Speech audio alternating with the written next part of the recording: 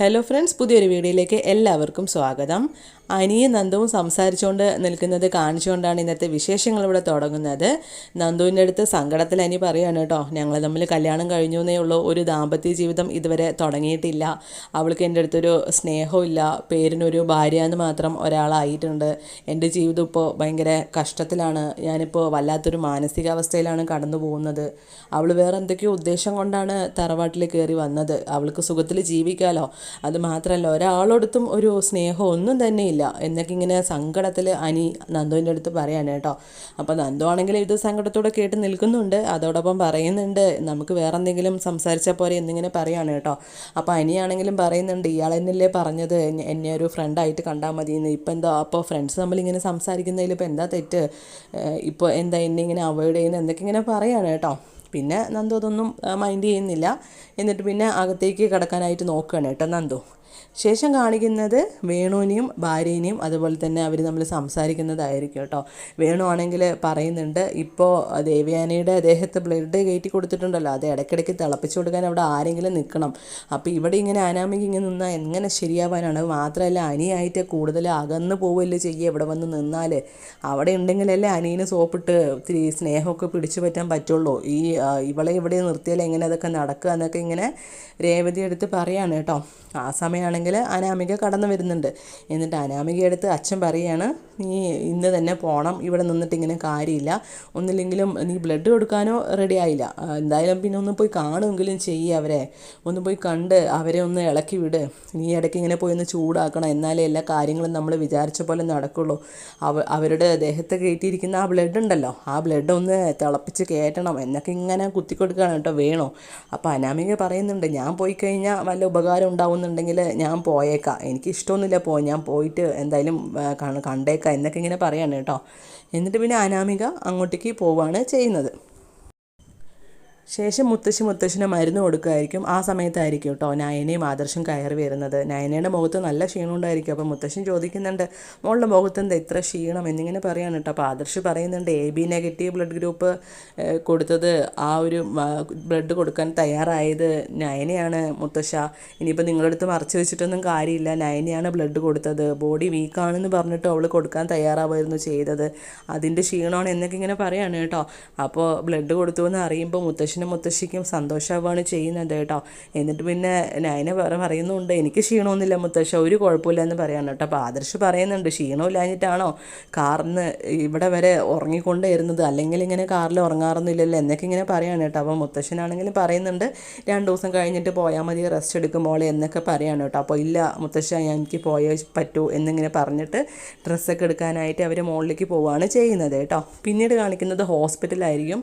അവിടെ വീണ്ടും നന്ദുവും അതുപോലെ തന്നെ നന്ദുവിൻ്റെ കൂടെ സംസാരിച്ചുകൊണ്ടിരിക്കുകയായിരിക്കും അനി.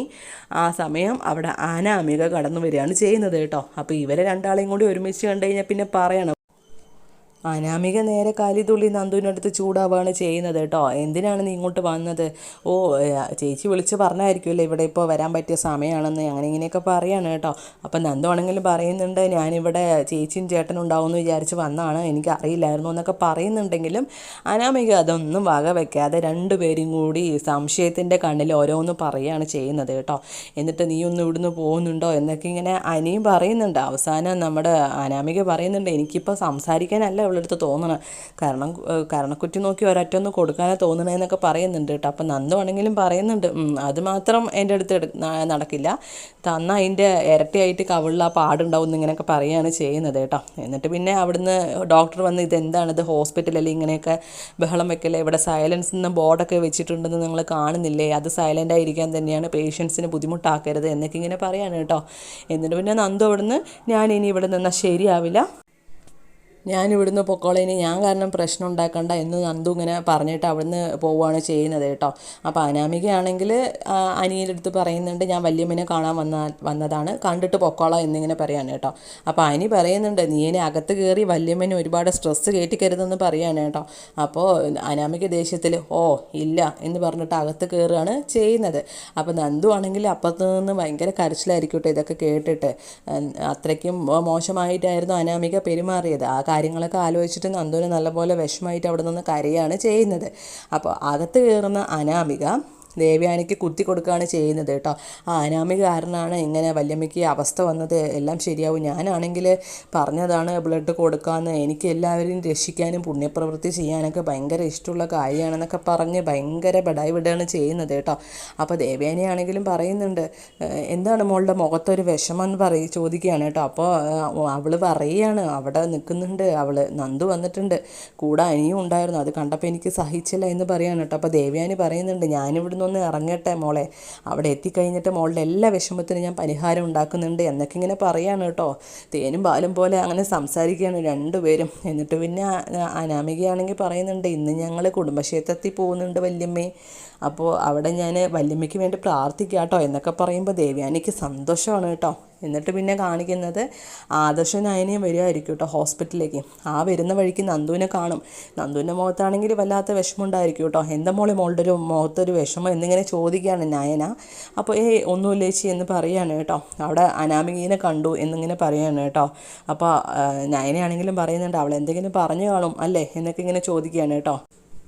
അപ്പോൾ നന്ദു ആണെങ്കിലും പറയുന്നുണ്ട്, ഞാനിവിടെ വരാൻ പാടില്ലായിരുന്നു, വന്നതാണ് തെറ്റായത് എന്നിങ്ങനെ പറയാൻ കേട്ടോ. അപ്പോൾ ആദർശ് പറയുന്നുണ്ട്, നന്ദുവിന് അങ്ങനെ അനാമികയെ പേടിക്കേണ്ട യാതൊരു കാര്യമില്ല, മോൾക്ക് ആരടുത്ത് സംസാരിക്കണം എന്ന് തോന്നിയാൽ സംസാരിക്കണം, അല്ലാതെ അനാമികയല്ല തീരുമാനിക്കേണ്ടത് എന്നിങ്ങനെ പറയാൻ കേട്ടോ. അപ്പോൾ നയനയാണെങ്കിലും പറയുന്നുണ്ട്, അല്ല ആദർശട്ടെ, ഇനി അവൾക്ക് ഇഷ്ടമില്ലാത്ത കാര്യമാണെങ്കിൽ അത് ചെയ്യാതിരിക്കുന്നതല്ലേ നല്ലത് എന്നിങ്ങനെ പറയാണ്. ആ സമയം നന്ദു പറയുന്നുണ്ട്, ഇനിയിപ്പോൾ നിങ്ങൾ തമ്മിൽ പരസ്പരം ഇതിൻ്റെ പേരിൽ വാക്ക് തീർക്കൊന്നും ഉണ്ടാവണ്ട, ഞാൻ ഇവിടുന്ന് പോവാണെന്ന് പറഞ്ഞ് പോവുകയാണ് കേട്ടോ. അപ്പോൾ നയനയ്ക്കാണെങ്കിൽ സങ്കടമൊക്കെ ആവുന്നുണ്ട് കേട്ടോ. ആദർശനാണെങ്കിലും സങ്കടമാവാണ് ചെയ്യുന്നത്. അപ്പോൾ അവർ രണ്ടുപേരും ഇങ്ങനെ നിൽക്കുമ്പോൾ അനാമിക ഹോസ്പിറ്റലിൽ കയറിയിട്ട് അവിടെ നിന്ന് കണ്ടൊക്കെ കഴിഞ്ഞ് ഇങ്ങനെ വരികയായിരിക്കും കേട്ടോ. അപ്പോൾ പരസ്പരം അവർ കണ്ട് നിൽക്കുകയാണ് ഇങ്ങനെ ചെയ്യുന്നത്. അനാമികയെ ദേഷ്യത്തിൽ നോക്കുകയാണ് കേട്ടോ നയന. അപ്പോൾ ഇത്രയേ ഉള്ളൂ ഇന്നത്തെ വിശേഷങ്ങൾ. കൂടുതൽ വിശേഷങ്ങൾ എത്രയും പെട്ടെന്ന് അറിയാൻ ഈ ചാനൽ മറക്കാതെ സബ്സ്ക്രൈബ് ചെയ്യുക. Thank you for watching.